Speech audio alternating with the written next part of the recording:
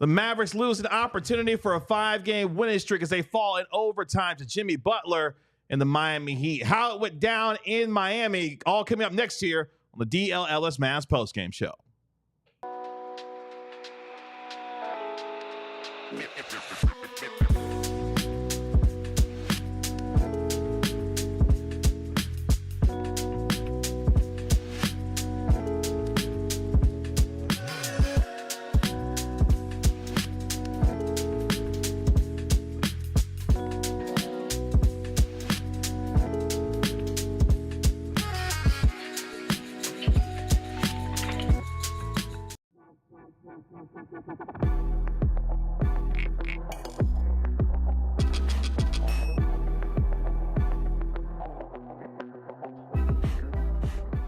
Hey, what's up, DLLS Mavs Nation? It's your man, Kevin Gray, alongside Mavericks beat writer Tim Cato and our national NBA insider, Marc Stein. We are DLLS Mavs, your favorite guys covering your favorite team, even when Jason Kidd leaves and Spencer Dinwiddie when he shouldn't have.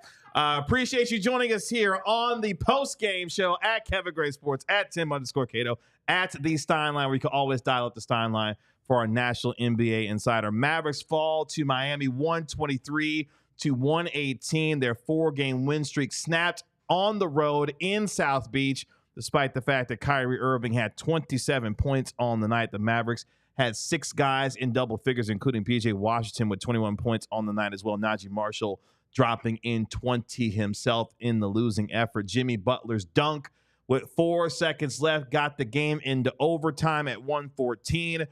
Heat outscored the Mavericks 9-4 in the OT period to win 123 to 118. Let us know how you're feeling after the loss, your thoughts on how it went down tonight, and what was a lost opportunity, gentlemen, for the Mavericks to be able to extend their win streak tonight.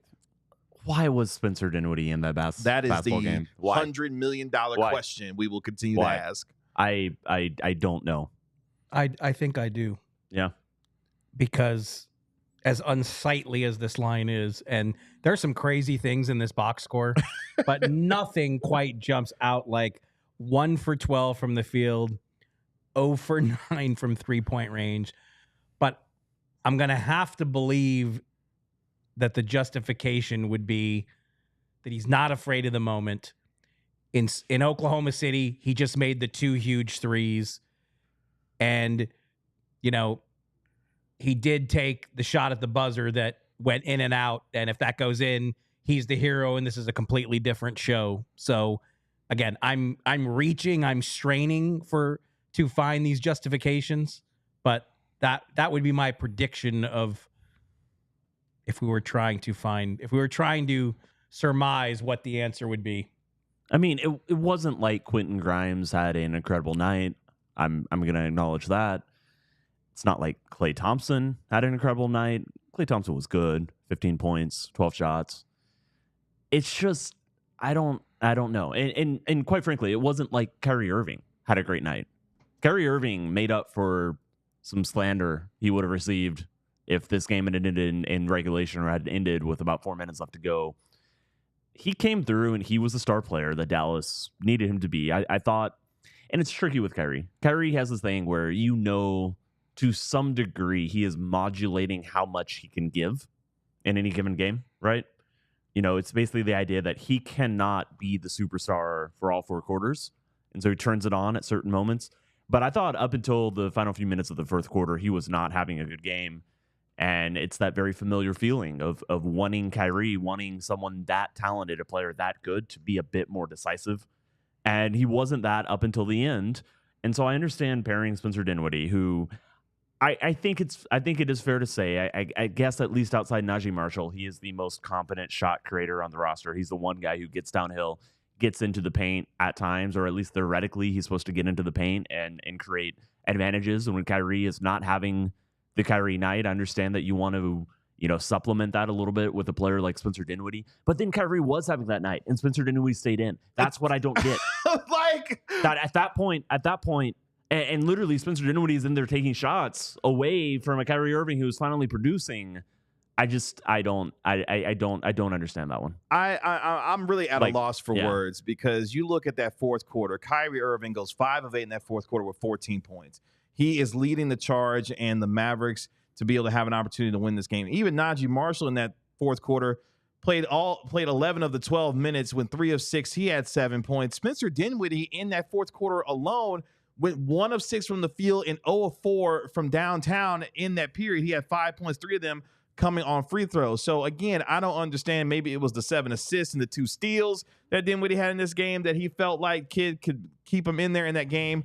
But as the game went on and the moments were biggest, Spencer Dinwiddie was taking shots that felt inexplicable in the time and frame that he was taking them in, and he continued to miss. That alone is really confusing on why he was in there. Even with Naji Marshall, I thought not closing a majority of that overtime period as well. It was a very – I'm going to need an explanation from Jason Kidd tonight on why he felt like – I keep checking to see it. The post-game quotes have not started yet, but I certainly have my eye on it.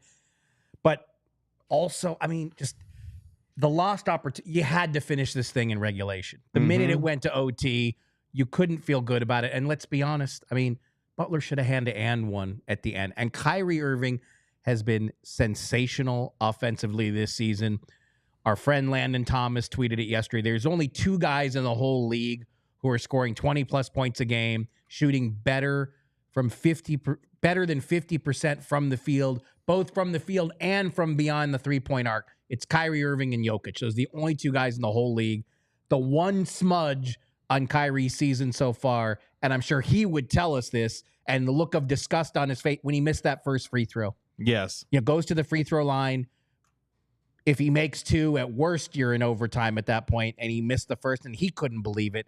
And somehow, this guy who you think is going to make every free throw he ever takes, I mean, he's missed, what'd we say? He's missed 8 this season. It's stunning. 8 this season. He was 46 of 53 coming into the game, and what did he go? 6 of 7. So 52. I mean, the late miss, losing Jimmy 60. on another defensive breakdown where we're all just looking at each other and going, what the hell just happened there? Yeah. For Butler to get loose for the easy layup to tie it. And Jimmy that was a foul. He should have gone to the line, should have had the chance to win it in regulation. So there's a zillion things we can point to. Everyone's going to point at Dinwiddie. There's a lot of stuff here. Yeah. And if you're also looking at coaching blame, and again, Jason Kidd was sitting across from Eric Spoelstra, who quite literally lost his team. He's the best coach in the NBA, Eric Spoelstra is, and he quite literally lost his team. We are a show that comes on after every game, and so what I say is not indicative of what I feel about this person overall. But Jason Kidd, like we can have bigger discussions. Tonight, Jason Kidd was not good. He made decisions, I believe, with Dinwiddie that hurt the team. But I think you can also look at the timeouts and the timeout. There's 3 taken within the final 3:20. One of them was a have to have media timeout. It was really the one at 3:20 that I'm not sure about. That's the use it or lose it timeout at that point. I believe it's the next. That would be. It was the 2. You're right. Yeah. It was the 2 under. There was one with about 150 that I'm like, did you need to take that? Could you have possibly had a timeout? When you play the all-defense lineup, the one that got coached by Jimmy Butler on the backdoor that tied the game, which, again, if Kyrie had just hit his free throw, that would have all been fine. But that's why you couldn't get Kyrie Irving into the game for the final possession because you had no timeouts left. That's right. You couldn't advance the ball. With 4 seconds left, with a timeout, all of a sudden, that is a very ripe opportunity to go get a game winner, especially if you've got Kyrie Irving on the court. You don't have him on the court because you don't have a timeout. Yeah. So there's a few different areas where you can look at Jason Kidd and say just a little bit of mismanagement that went into this game, just like every coach has. But in this one, I'm not, there's no defending or explanation of like, oh, this is why it happened. Even the best attempt at an explanation is the one conversation. I'm sorry, is just so tiresome to me. Yeah. It's like when the Mavs escape in Denver, does anybody come on here and say, man, Kidd bailed him out? Give that win to the coach. No, never. So, I mean... No, again, it's explanation. It's not... what you just said about Spoelstra is a great point. Yeah. Eric Spoelstra has been voted the best coach in the NBA by the league's GMs 5 years in a row. He's likely going to be the next Olympic coach. It's going to be either him or Ty Lue replacing Steve Kerr, and just reflexively, unanimously regarded as the best coach in the league. Agreed. And a week ago, 100%. he literally lost the game. lost his team the game by Yes. calling for a timeout they didn't have. Yeah, I'm just laying out the fact that here's what Jason Kidd did wrong in this game, because there's people in the chat being like, "Oh, we don't want to hear the Jason Kidd apology." So go yes, ahead. In It's this his game, fault. yes. Give in him this the game, loss. yes. He played yes. Spencer Dinwiddie. I'm not even giving him the loss. I'm giving the loss to. I'm giving the loss to Spencer Dinwiddie, who is a veteran who I want more from. You know, I think Kyrie, the bench was bad in the first half. Naji Marshall coming on. There's 100 different reasons why the Mavericks lost, and it wasn't a good game from them. But yes, acknowledging, wanted to walk through. These are the moments that maybe the coaching influence could have changed it. There is a million other reasons from the players themselves. Ultimately, it comes down to the fact that, believe it or not, the team does miss lukadoncic. Yeah, I mean, Like- there's a lot of things that you could take away from with lukadoncic not being there, but even with him not being there, this is a game that you felt like, based on the way it was flowing, game was close throughout. I mean, the Heat led by 5 after each of the first, second, and third quarter. You were able to get yourself in position to win this game. This is a game that featured 9 lead changes, 11 ties in this game. The Miami Heat led it by as many as 10. The Mavericks led by as many as 8 in this game. And when you start breaking down some of the numbers, in a game where you got 6 guys in double figures, led by Kyrie Irving with 27, you got a really good game from Naji Marshall. His third quarter for the Mavericks really kept them in the game. In fact, Naji scored at one point 10 straight points for Dallas to give them an opportunity to be within striking distance going into the fourth quarter. And then Kyrie Irving comes up big and was sensational with 14 of his own. It felt like self-inflicted wounds based off of decisions that were made took away an opportunity for you to be able to win this game. And even when you go to the fourth quarter and you start looking at how things started to go, Washington gets a putback dunk to make it 111-108 with a $1:52 left. Miami winds up scoring 4 straight points to take a 1-point lead. And then Kyrie Irving hits a floater with 55 seconds left to make it 113-112. And at that point, you're feeling pretty good about your chances to be able to win this game. In fact, this is how wild Spencer Dinwiddie's night was. Yes, he had a poor shooting night, but guess what? You were talking about how different this night could have gone for him. Dinwiddie was the one that had the block on Tyler Hero with 39 seconds left, and Kyrie got a steal off of a Jimmy Butler defensive rebound after Dinwiddie had missed a 3. So just in that sequence alone, That's why this loss hurts so bad. Those Yes. two plays yes. are so unexpected. Defensive plays you just would not have thought possible, Mm-hmm. and they couldn't capitalize. They couldn't sneak out of there with the win in regulation after making plays like that. And like I said, I mean, I'm sure Kyrie is furious about the free throw, and you know Hero went 1 for 10 from 3. That doesn't happen very often. So you wasted that. Mm-hmm. Jimmy Butler, as monstrous as he was, and this was peak Jimmy Butler, the way he played in crunch time in the fourth quarter and then overtime. He missed 5 free throws too. Yeah. I mean, it's like those things really hurt that you waste those opportunities. I thought because basketball, again, we perceive basketball in a linear way, and what happens at the end matters most, but actually the stuff in the first quarter matters just as much. I thought the non-Kyrie minutes in the first half, to me, that's where Dallas lost the game. They were just horrific. They were so bad. That was the chance to build on it. Mm-hmm. That was the chance to get back in the game. They're better in the second, and Naji came around, but I thought that was, when you talk about Luka and his absence, and I just thought the team kind of fell apart without Kyrie out there. I thought that was really poor. And yet still you had a chance to win the game. Like after all the things that fell apart for you, the moments that you did and did not capitalize on, you still had a chance to win this game, and you wind up blowing it in the end. Again, losing. What happens in the first half matters just as much. It does. Every point matters. Every possession matters. And even down to the very end where you lose Jimmy Butler and he gets a dunk to send it into overtime. And we'll get to more of it coming up in the next segment as well. The shot selection and decision-making in overtime was absolutely baffling at times. Even in the last couple of minutes of the fourth quarter, I felt like in a lot of ways that really sunk this team. You could talk about the missed free throw that Kyrie Irving had, missing one of the 2 free throws to be able to try to seal the game. But it was poor shot selection and decision-making that really cost this team in this game, as well as the Mavericks fall 123-118 to the Miami Heat in overtime. Coming up next here on the DLLS Mavericks postgame show, what the turning point was in this game and some critical moments that led to the Mavericks losing in overtime to Miami. All that and more coming up next year on the DLLS Mavericks postgame show. Look, if you're going to watch the Mavs, you might as well watch them comfortably with Roback.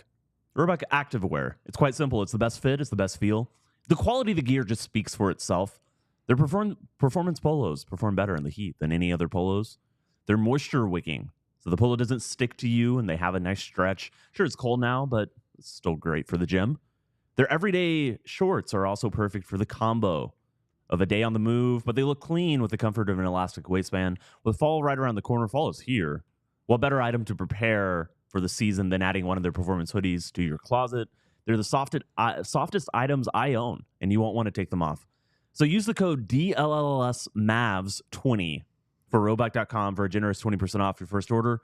That's spelled RHOBACK.com. That's 20% off all polos, hoodies, and shorts with the code DLLS Mavs 20. Make sure to check them out, and they'll have you ready for whatever travels and activities you have. Let me talk to you a little bit about Sleeper, the best fantasy league platform out there. And Sleeper now allows you to put your ball analysis to the test by picking whether your favorite or least favorite players will have more or less than their projected stats each week. If you pick Devontae Turpin to have a 99-yard touchdown return in the game against the Washington Commanders, you were a winner today. Yeah, as the Cowboys, again, I don't think anybody did. But if you did, you were a winner as the Cowboys found a way to get it done. With Sleeper, the more picks you combine, the more you can win, all the way up to 100 times your money. If you think you have what it takes, download the Sleeper app and use code DLLSMavs. For a limited time, new users can now get their first deposit matched 100% up to $1,500, the largest deposit match offer ever. Remember, terms and conditions apply. See Sleeper's terms of use for details. Currently operational in over 25 states. Make sure you check out Sleeper today. Mavericks fall to the Miami Heat 123-118 on the road, snapping their 4-game winning streak.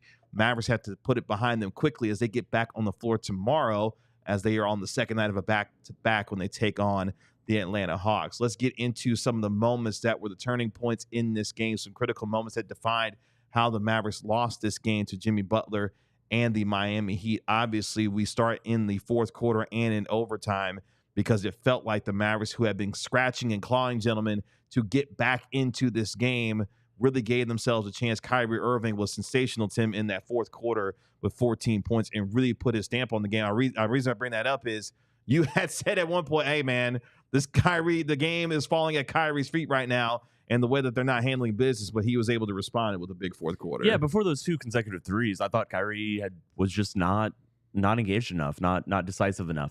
And again, and I know I said this, it is a complicated thing with Kyrie, where he is a player about to turn 33 who understands when to apply his max. He understands that he has a finite amount of effort in every game that he goes into.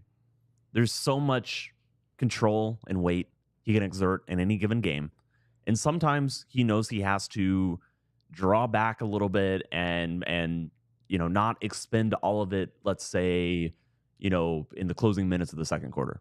Maybe that's not the moment for it. Tanner, I see a super chat from my friend Elliot Eitzman, a loyal reader. You have so many. He is a loyal reader of the Stein Line Substack. But anyway, up to that point, I just thought Kyrie hadn't been notable enough. As we now read this super chat from Elliot, the $4.99 super chat from Elliot. Jimmy Butler, more like Jimmy Butler, just trying to lighten the mood. I mean, I feel where you're going, Elliot, with the comment, but damn it, he the one. I've also tried to lighten the mood by dragging my iPhone charger. Yeah, because you're doing a lot over here. The shot. Now everybody can see the chargers in the shot, so that should definitely lighten the mood. 1995 iPhone charger that didn't exist in '95. Whatever, you know what I mean. It's old. But yeah, I wasn't even alive then. Relax, Tim. I feel you, Elliot, but damn it, he the one that had the dunk. Do you want me to read you guys a quote that might unlighten the mood? Yeah, let's do it. Is Jason Kidd after the game? Jason Kidd via our friend Mike Curtis of the Dallas Morning News. Of course, Mike Curtis, one of the reporters on the scene in Miami. Quote, well, Kidd was asked why he closed with Spencer Dinwiddie. Quote, we have a talented team. just having other options out there when you have Spencer as a ball handler. I thought Spencer being aggressive did a great job on both the offensive and defensive end. We trust everybody that plays. This is a different group to end with to see how they handled it. We put ourselves in position to win. And I know that second to last sentence is going to. We experimenting in games. We experiment in the fourth quarter and overtime. This is a different group to end with, so to see how they handled it. What the hell are we doing? We smoking games on experiments? That's what we doing? Come on, man. Are you going to leave again? Come on, man. Oh, my. Kevin Gray, come on, man, who almost walked out on us as host before, because somebody who said something to upset him, and it was probably me. And no, you said the line. You said Spencer Dinwiddie's line. I'm gonna read this again. Let me read this one more time. Quote: "This is a different group to end with to see how they handled it. We put ourselves in position to win. You out here smoking games on experiments with the cat that went." Let me read the line again. 1 of 12 from the field and 0 of 9 from the 3-point line. That's some BS. I ain't feeling it. I'm not feeling it. Somebody help me. Somebody got to help me. Those glasses the glasses are going to be lowered here any second. Please help we're me. not doing lower glasses, are we? Please help me. Oh, you wind them up anymore. Let me tell you something. I can't handle it. That was worse. This is supposed to be the worst.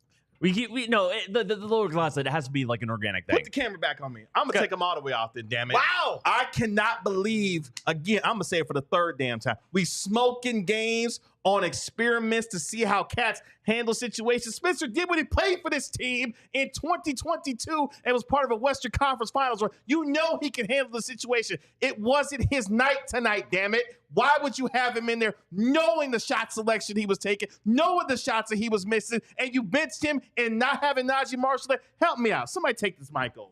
All right. I'm lost. So. Oh, my gosh. Oh, wow. We got performance art going on over here.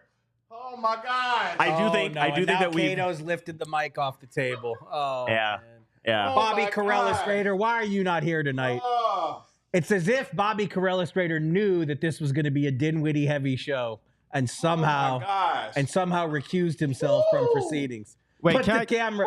Can I clarify something? Brancel says, "Put the camera back on Kevin." Oh my God! I do believe that we've learned in Jason Kidd's time as a head coach that he will say things that are not 100% accurate to the media.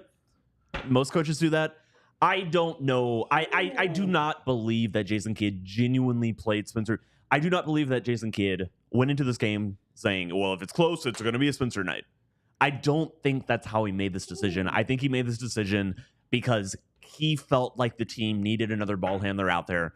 And Spencer Dinwiddie is the closest approximation to Lukadoncic to providing another ball handler on the court. And in a theoretical world where Spencer Dinwiddie was that player,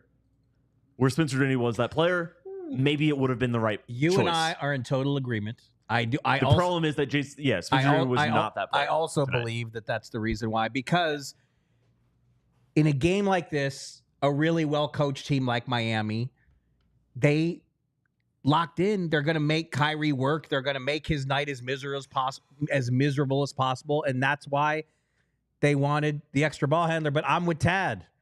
I'm almost glad it happened now, because that was super Kevin Gray's best 2 minutes. I'm glad Bobby Carrolla didn't miss it. Where's the Bobby comment? Since I've been sitting next to him. I saw the future and it hurt too much. Had to stay away. Bobby, what Father John Misty song should Mavs fans listen to deal with the emotional trauma of this loss? If I could chime into the comments. articulate the burning in my stomach right now of how angry I am, because look, I'm gonna have to breathe and take whatever, man, because. Just okay. We don't want you to calm down. No. And nobody in this chat room does either. No, because I gotta host this show and I gotta let it go, because for the life of me, we are watching this game and we're thinking moment after moment, miss after miss in a game where Naji Marshall puts the team on his back in the third quarter. Kyrie puts this team on his back in the fourth quarter. You have a chance to win this game. And you thought, because you wanted to see how somebody handled a situation. Again, that's what he said.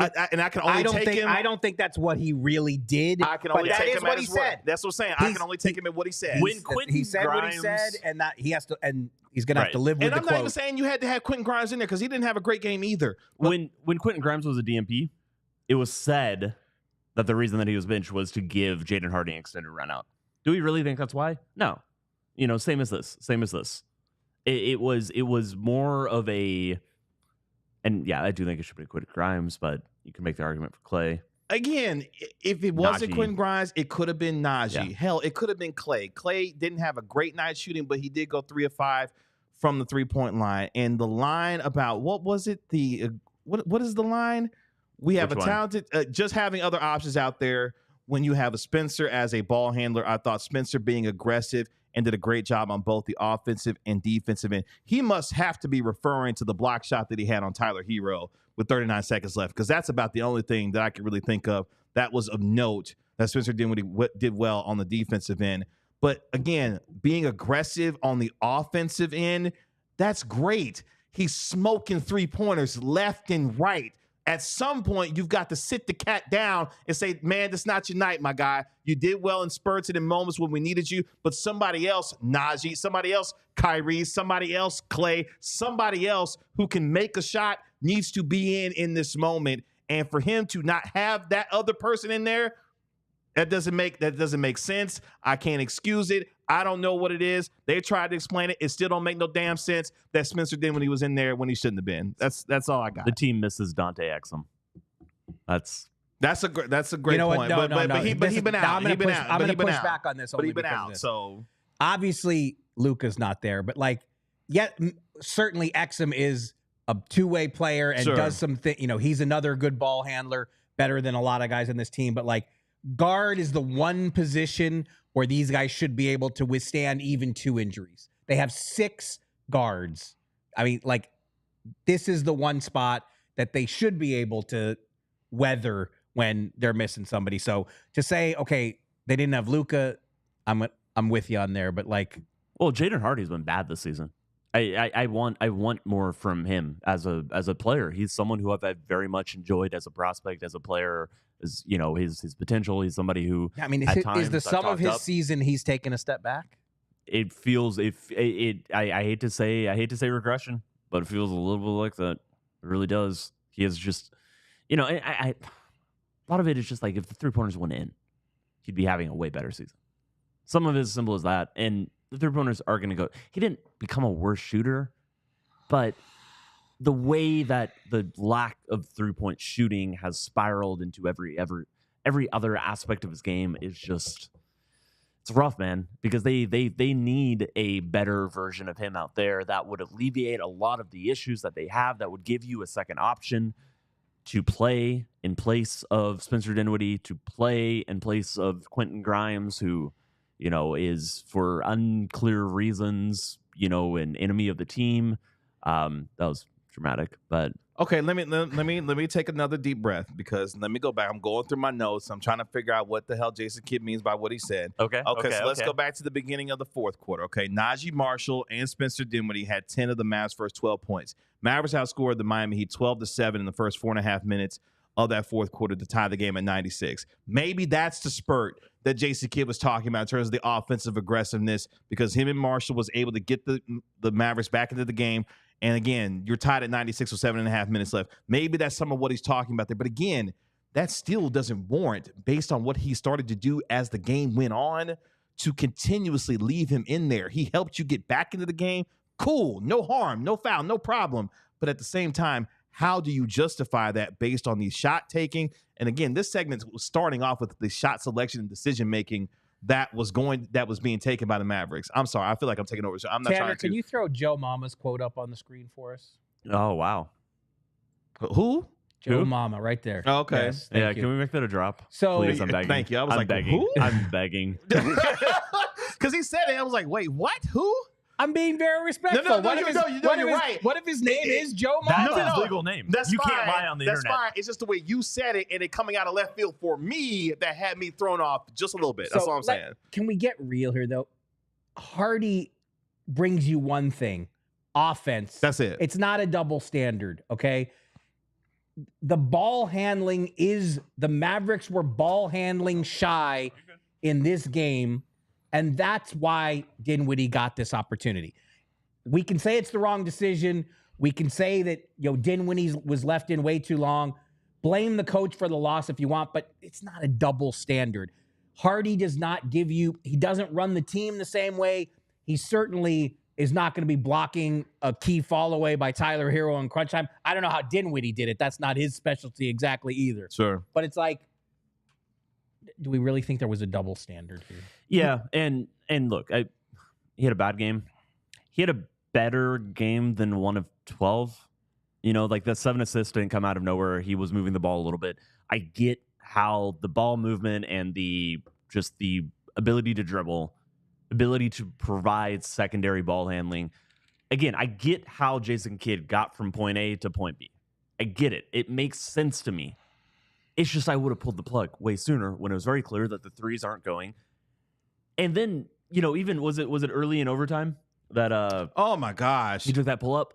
And that's when Jason Kidd says, okay, Klay Thompson, go get in the game. And I'm like, okay, well, you're finally pulling the plug on this.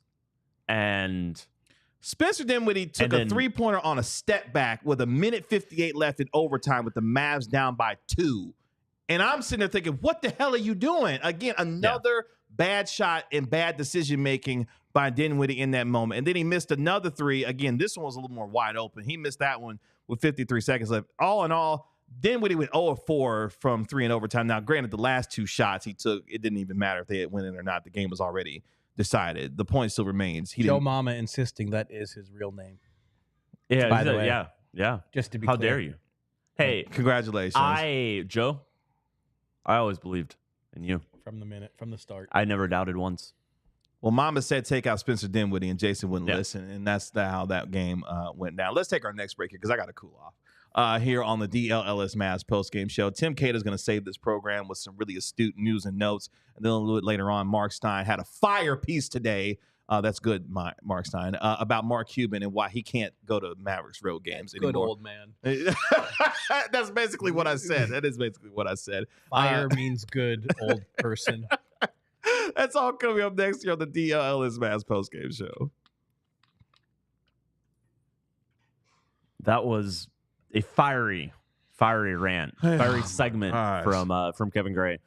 And if you're looking straight at fire, this is the worst transition I've ever done. It is. You got to get your shady rays. Get ready for the season ahead. And they did not realize this when they wrote this ad copy. They meant the Maverick season. Get ready for the Maverick season ahead with quality shades built to last. Our friends at Shady Rays have you covered with premium polarized shades that won't break the bank. Shady Rays is an independent sunglasses company offering a world-class product rated 5 stars by over 300,000 people. Their shades have durable frames and crystal clear optics, making them the perfect choice for all outdoor adventures. They have hundreds of options to choose from, so you're bound to find the perfect pair to match your style. Exclusively for our listeners, Shady Rays is giving the best deals of the season. Head to shadyrays.com and use code DLLS for 35% off polarized sunglasses. Try for yourself the shades rated 5 stars by over 300,000 people. I got to tell you about this game-changing product called Z-Biotics that I used before a night out with drinks or after a Mavericks loss to the Miami Heat. It's called pre-alcohol. Let's face it, after a night with drinks, I don't bounce back the next day like I used to, and I have to make a choice. I can either have a great night or a great next day. That is until I found pre-alcohol. Pre-alcohol, Z-Biotics, pre-alcohol probiotic drink is the world's first genetically engineered probiotic. It was invented by PhD scientists to tackle rough mornings after drinking. Here's how it works. When you drink, alcohol gets converted into a toxic byproduct in the gut. It's this byproduct, not dehydration, that's to blame for your rough next day. Pre-alcohol produces an enzyme to break down this byproduct down. Just remember to make Z-Biotics your first drink of the night. Drink responsibly, and you feel your best tomorrow. I'm able to feel my best when I'm able to get up the next day every time I have pre-alcohol before drinks. I kept hearing about pre-alcohol and wondered what it was actually like. Now that I've tried it, I definitely believe the hype. And with their GMO technology, they'll release different products, that help address toxic byproducts of modern living in the gut. So go to zbiotics.com and use code DLLSMAVS to learn more and get 15% off your first order when you use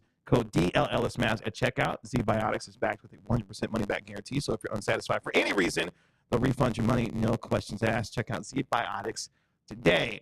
Let's get to our super chats here in the DLLS. Yeah, I'm Save talking us right now. super chatters.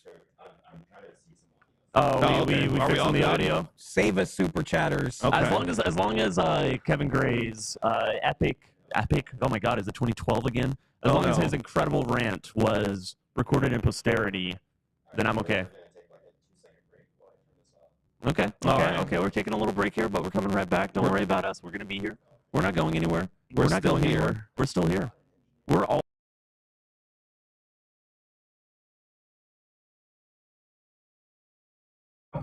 Well, let's type. I mean, the audio sounded really bad out of nowhere, so I'm hoping this fixes it. Tell everybody what's going on. Yeah, type in there. Yeah. Fixing the. Like all of a sudden, it just got crackly. Marc Stein would type if you knew how to sign into the YouTube page. Somebody said. I'm signing in. I'm logged into myself. Hold on. Somebody said Jason Kidd is outside the studio chewing up KG's. That's Tanner is clear as a. Are we back? I'm good. Oh, we're still back. Are we back? Yeah, chat. Put some. Put the thumbs up if you can hear us. Yeah, put W's in the chat. Okay, If, we're back. If we're so back. All right, yeah. cool. We are so back. We Yeah, are so back. Press four. Much like a Yeah. Spencer Dinwiddie 3 getting smoked. We're back. Well, I wanted to read 2 super chats. Yeah, we're going to get to the super from chats. Francel, which Yep. says, a lot of blame pie to give, which Thanksgiving appropriate. I personally am not having blame pie at my Thanksgiving. Can we but- throw Francel's super chat up on the screen there? There we But go. Spencer letting it fly while making 1 field goal makes me sick. The upside that Naji and PJ performance was fire, but he used an Fire emoji. is good, I heard. My That's right. Yeah, sources well, say. he That's used right. an emoji instead of actually typing out the word fire. did That's also recognize- something the kids do. I did recognize that emoji. Amazingly, there are not this many hurts I y'all. recognize, but that one I do. And then do you recognize the other emoji? It's a heart, but it's it's cracked on the middle. Broken. Broken heart. Yeah, broken Much like heart. Spencer Dinwiddie's jumper tonight. His jumper was a broken heart. Is that Your 6-3? heart Is that broken. 6 threes from Naji Marshall in the last 2 games? Is that right? He's been on fire from the 3-point line. He's He been came great. in. He came into the game before last. He came into the Denver game with What? 4 made threes. Was 4 of 23, something like that, to start off the year. Yeah, and now he is a flamethrower. Now he makes threes. You can't miss from 3. Francel, I agree. There was a lot. Look, every loss has a lot to blame to go around. I do want to make that point when we focus in on one person or another person as having blame for the loss. Like, that doesn't mean they're solely responsible, but I very much agree this was a game with a lot of blame all the way around. Also want to read a super chat from Rod. I'm very sorry, Rod. I know you're not a Rob. You're not giving Rob energy. Rod Wave. Super chat for $4.99. He says Maxi's horrible and is lost out there. Not the reason for the loss, but he is a turnstile. Trade him. I've always been a Maxi fan. He's not been good since coming back from the injury. I still believe that there is a good player in there. I genuinely believe that. And I know that honestly most of the fan base disagrees with me. And I'm just acknowledging that I am the outlier who still believes that there's a good player somewhere in there, but he has not been his best, especially since coming back from the He injury. still has the coach's confidence, and that's why he gets more chances. On defense, he has high IQ.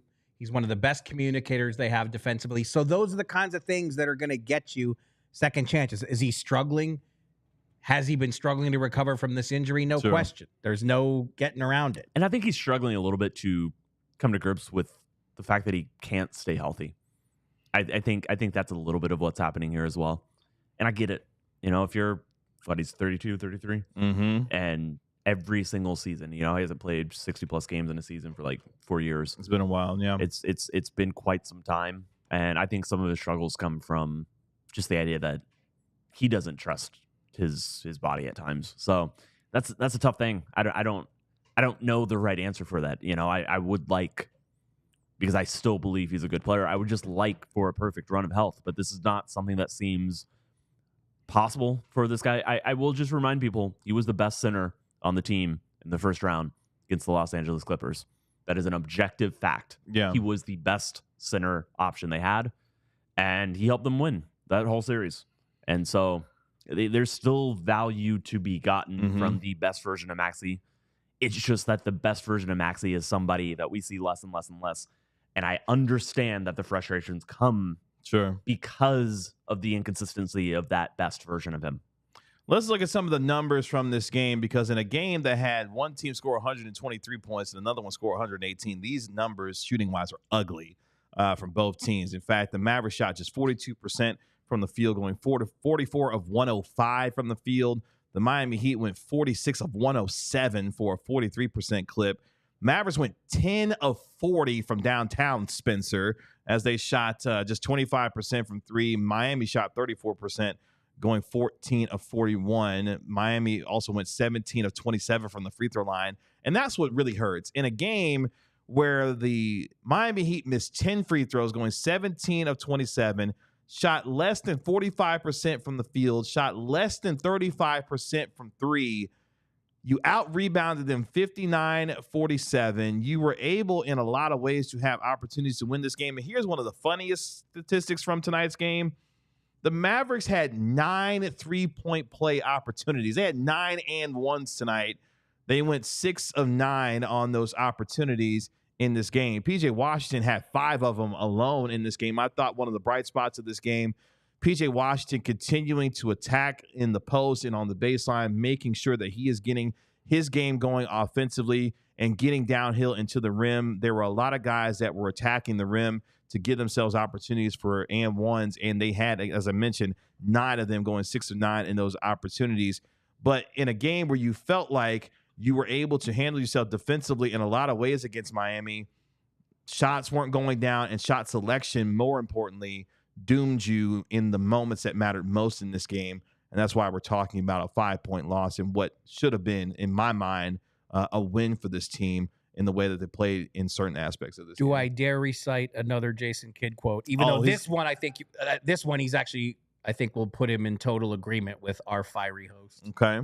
Via Grant Afseth, another reporter on the scene in Miami, quote, and this is Kidd being asked about overtime execution, quote, "I think we settled. We had a lot of threes. Down 4, we just needed patience and to keep working the game. If they give us the 2, take the 2. We had great looks.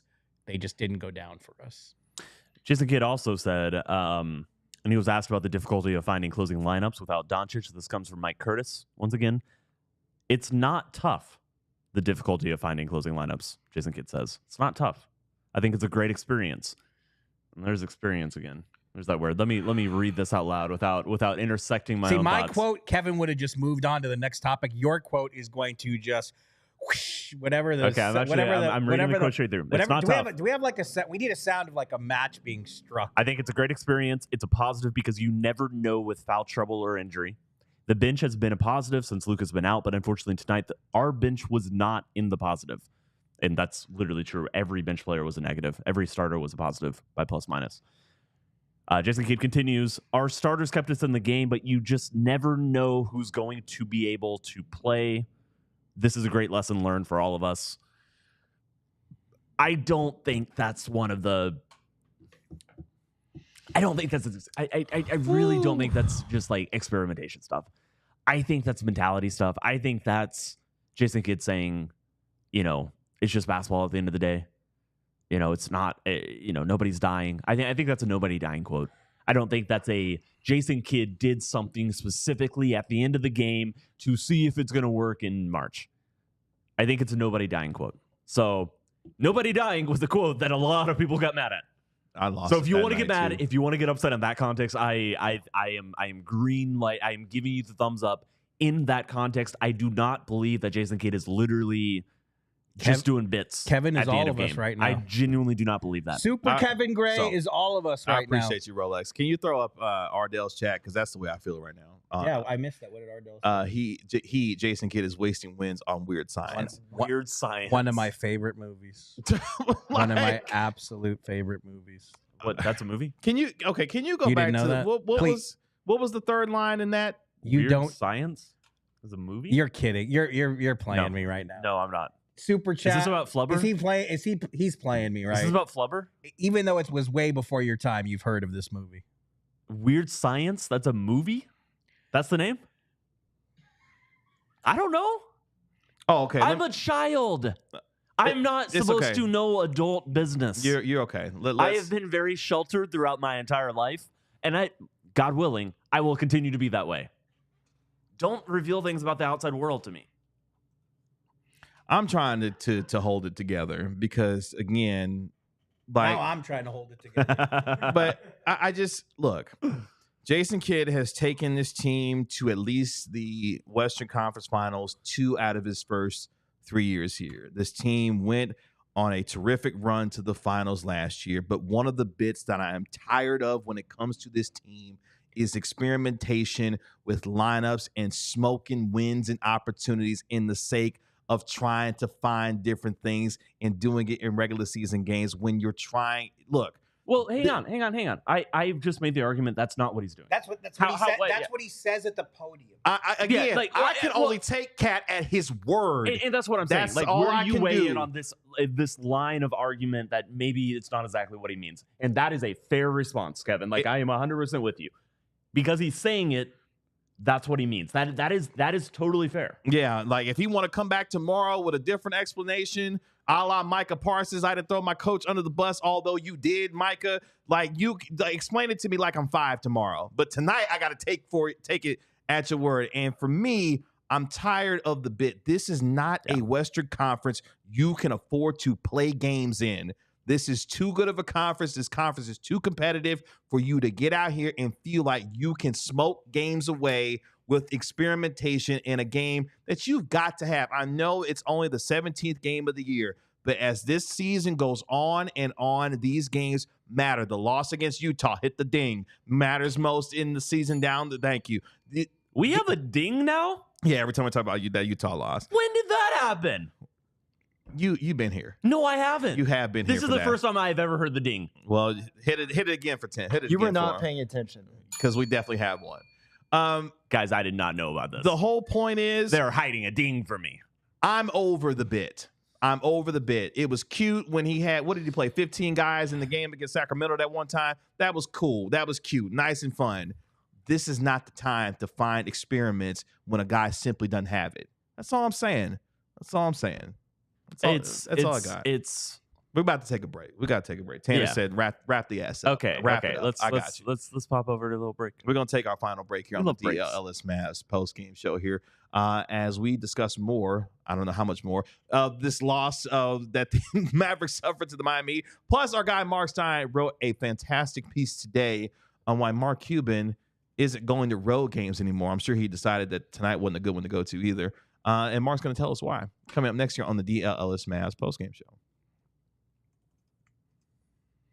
But first, we want you to become a diehard member here at DLLS Sports. Go to alldlls.com, click the diehard tab, and become a diehard member for just less than $7 a month. We've got premium content on our website, pre-game shows, post-game shows, 20% off all events. And when you become a member, you get a free t-shirt as well. Again, for just less than $7 a month. You also get, as Marc loves to point out, a free diehard card as well, a physical diehard card as well to show off your membership and let us know that you're part of the DLLS Sports family. Legal ID. That's right. If you do, make sure you tag us on social media so that we can shout you out and you become part of our family here as well. You got incredible merchandise that we have, all of our Skyline shirts, all of our terrific designs that we have. You see Marc with the exclusive DLLS hat, the ball cap that he's got i.e. on. Insiders edition. Yeah, it's the Insiders edition. One of one. If you want one, you got to become a diehard member here at DLLS Sports. It should be one of two. You should get one to Jason Kidd. It's gonna. I wanted to. Wear it. I only have, but at some point soon, when someone else, I'm gonna walk by someone else wearing one of these. Is gonna. Jason gonna Kidd has floor the me. craziest collection of hats, I think, of any person. That alive. is one thing I cannot say bad about Jason Kidd. His collection of hats is fire. He's got a great collection of. You should have played one of them tonight instead of hats. Spencer Dinwiddie. Nice job, Tim. Nice job. Become a diehard member here at DLLS Sports again. AllDLLS.com. Become a diehard member today. We really appreciate all of you, part of our DLLS Sports family. And make sure you can click that QR code as well if you're watching the video. And if you're on the podcast, make sure you give the podcast a 5-star rating and write a review for it while you're there as well. Again, alldlls.com/diehard. Become a diehard member. Join We're just gonna our play family your rant on loop in search of that 5-star rating. today. No, I think we're going to talk about something that's in basketball, which, well, it's basketball, but It is basketball. Throw up Proud Vets comment real quick. Kid experimenting is exactly how they missed the playoffs after making the 2022 Western Conference Finals. I mean, A little bit. I feel your anger, proud vet. I feel your anger, but at the same time, that was not the only reason, or really the main reason why they missed the playoffs. I think I the next year. do. But I feel your anger, though. Trust me, I got you. I do believe that Jason Kidd is a coach who coaches best when he has the team he wants. And in 2022 or 2023, Yeah, he didn't have it. he did not have a team that was even remotely close to the type of team that he imagined. And I think it did show some of his flaws as a head coach. This podcast has kind of become like, I really didn't intend for it to turn into a Jason Kidd like a referendum. I don't think we intended it to either. It was Right. just some of the decision making allowed us to focus Yeah. on the head coach, because Yeah. at the end of the day, win, lose, or draw, it falls at the feet of the guy that's leading the team. And his decision making tonight, it felt like, based on the way that his players executed or the lack thereof, that goes at the foot and the doorstep of one. Yeah, and Jason again, Kidd like I tonight. still believe that he's probably the only coach alive who can coach both Luka and Kyrie successfully. Which is a massive thing. Yeah. A Yes. massive thing Right. that never gets talked about. And so I'm glad you brought I mean, it I'll up. push back. 'cause That's I think- that's probably one other one that's that I still would what I choose. feel. But, Just I because mean, I criticize yeah. stuff that is happening yeah. in a game, and I've said this, but like, it doesn't mean that all of a sudden this is what I believe in for the entirety of the person's existence. It's just what I believe about this game, and that yes, he made some decisions that impacted the ways that the reasons that led to them losing. Sure. That doesn't mean that I don't think that. Yes, I No, take I it from agree. take it from here. No, Yeah, I agree. And look, somebody had made the comment in the chat earlier. The amount of credit that Kidd deserved for the way that they handled themselves against the Denver Nuggets in the win on Friday, that same credit deserves the same kind of criticism in a game like this that you lose against the Miami Heat. Again, fair or not, decisions that are made, whether they work out or not, they will be laid at the doorstep of the one that's leading the and team. Ardell makes a really good point. The comments from Jason Kidd did That's- to an extent make it about him, at least Woo! certainly on social No, media. that's the thing. The comments are what cause a lot of the trouble. Yes. And look, I want to read Not something. all of it, but I want to some, yeah. read something from our friend Kirk Henderson, because I think he puts this. He has a very well constructed take here. I don't agree with it, but I'm going to read it out loud. Kirk Henderson. I don't love having the Jason Kidd discussion because it changes nothing. He doesn't value regular season wins, or they'd stop doing stuff like this. He has a mediocre to bad coaching record in October, November, December, January for his career. Luka understandably takes heat for early Dallas regular season underperformance, but the fact is, Kidd doesn't care about wins and losses right now. It's baked in. Very strong take, and I think you'd probably find some chatters and maybe even some panelists sitting to my left who would agree with that. But I totally disagree. I think what he doesn't care about is constructing a post-game explanation that would dial the heat down after a loss like this. And a lot of the stuff he says invites more. I refuse to believe that he's okay with that he didn't want to win tonight. Is that what people really think? That he was just out there trifling and was ready to lose a game in Miami that they could have won? I'm sorry. This guy is one, you watched him as a player. Yeah. And you saw the way he played. I refuse to believe that he's just like, whatever. We lost this game in Miami, whatever. I just, I don't buy it. I think the post-game quotes, if he said different things after the game, it would maybe calm some of the fury that we're seeing post-game. But I do not believe that he's just okay with the way this game played out tonight. I don't believe it. I would say the argument that Kirk Henderson and others are making, and I don't agree 100% with that tweet that you read from Kirk a lot as well. Not 100%. I think there's some truth in there. But I think the argument that's being made is that Jason Kidd believes that maximizing the season sometimes means you don't maximize any individual game. You're obviously trying to win, but you're not. I guess it's the same argument as the best way for Dallas to win every single game would be to play Luka and Kyrie postseason minutes. But of course, every single coach in the NBA knows that you're not going to play your stars 45 minutes in October. You might do that in a playoff game when you have to win. So there is rationalizing happening every single regular season game that happens. Every single game. There's rationalizing what is the best chance to win. And sometimes I think in the same way that Jason Kidd is not going to play Luka 45 minutes, maybe sometimes, even though he thought Spencer Dinwiddie and his skill set was the right decision to make for whatever, all the reasons that we could see a little bit to an extent, we saw how he got there. He's still viewing, okay, well, Jason Kidd is like, now that I've decided Spencer Dinwiddie is the right solution to this, even when it stops showing itself as a solution, he's like, well, let's stick with it. Let's see if I was right or not. Let's play this out. And he chose Spencer Dinwiddie because he thought he was the best option for the Dallas Mavericks to win that game. And if that's the case, that is a major problem. That is a massive problem. Again, I'm sorry. No, go ahead. I'm sorry. I didn't mean to cut you off. No. Yeah, you go ahead. Because again, the beginning of the fourth quarter, okay, cool. Him and Naji Marshall, fine. But as the game goes on, you're watching it. As the game goes on, Spencer Dinwiddie is missing shot after shot, and more so than the shots themselves, it's the decision and times at which he took certain shots that wanted to make you pull your hair out. So if you watching it and I'm watching it, and we understand in some ways what's going on the basketball court, hey man, he doesn't have it right now. Find somebody else. And if that is the case, I don't need lessons learned in games where you had opportunities to win. I get it. Sometimes down the road, hopefully this will come to a moment for Spencer Dinwiddie and others to take advantage of the moments where they didn't succeed in this one. But you cannot afford to have this kind of loss with these kinds of quote-unquote experiments and lessons learned when you gave yourself an opportunity to win. You fought your ass off to get back into this game time and time again, and you allowed yourself to make a decision that didn't give your team the best chance to win. That's what upsets me the most, is that your guys fought to get in this, including Spencer Dinwiddie himself, to get this game for an opportunity to win, and you made decisions that took that opportunity away from your team tonight. That's where I get upset at based off of what happened in this game. Yeah. I can't, just like the tweet you read, 100% agree, but like I can't push back on that at all. Like you're 100% right to comfort that. I think you're pretty right. Look, man, I agree with most of that. Yeah. No, I'm saying this really poorly. No, it's okay. No, I get it, man. Like it's late. It's frustrating in a way that this went down based off of the way that your team played. Again, you're on a 4-game winning streak as well.